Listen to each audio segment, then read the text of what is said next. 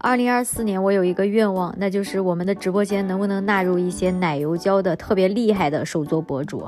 因为现在找我们直播间大部分都是低教的手作娃娘偏多一些。如果你觉得你的奶油教做的特别厉害的话，请一定要给我发图。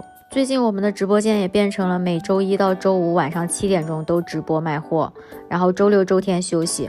大家有空的话可以来我直播间玩。以前我一直以为卖货的话没有人喜欢看，没想到我在做手工的直播的时候，就经常有人会问我，莎莎你怎么不卖货呀？我好想看卖货呀。我是真没想到这么多人都觉得卖货看起来很解压。截止到这个月，我们卖货已经有1年零2个月了，从第一场战战兢兢到现在游刃有余。我觉得卖货就一个字，心态。